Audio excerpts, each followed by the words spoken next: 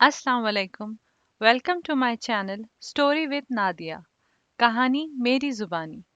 अगर आप मेरे चैनल पर नए हैं तो प्लीज़ मेरे चैनल को सब्सक्राइब करना ना भूलें और साथ ही दिए गए हुए बेल आइकॉन के बटन को दबाना ना भूलें।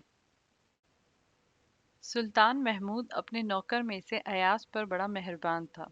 इसीलिए तमाम नौकर इसी फिक्र में रहते कि इसकी कोई शिकायत करके सुल्तान का दिल खट्टा कर दें।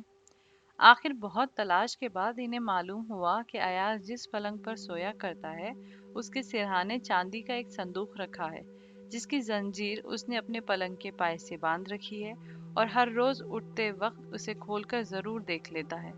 इसी से लोग ने ये नतीजा निकाला कि जरूर इस संदूक में बड़े बड़े बेशकीमती जौहरात होंगे।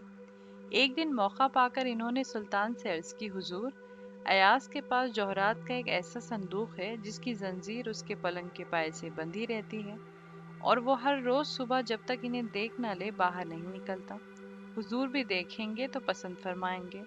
सुल्तान ने अयाज को बुलाकर संदूक का हाल पूछा तो उसने उसी वक्त दरबार में संदूक मंगवाकर कुंजी बादशाह के हवाले कर दी कि हुजूर अपने हाथ से खोलकर देख लें।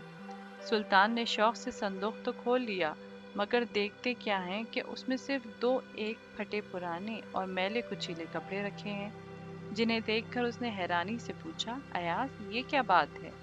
अयाज ने कहा, बादशाह सलामत, ये वो कपड़े हैं जिन्हें मैं हुजूर के यहाँ पहुँचने से पहले पहना करता था और हर रोज इसीलिए देख लेता हूँ कि अमीरी की बो में अपनी पहली हालत न भूल जाऊं और इस दौलत पर जो अब हुजूर के तुफैल मयसर है मगरूर ना हो जाऊं।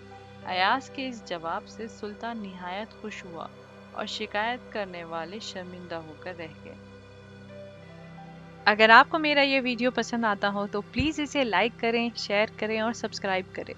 मिलते हैं मेरी अगली वीडियो में किसी नए किस्से और नए कहानी के साथ। तब तक के लिए मुझे दीजिए इजाज़त।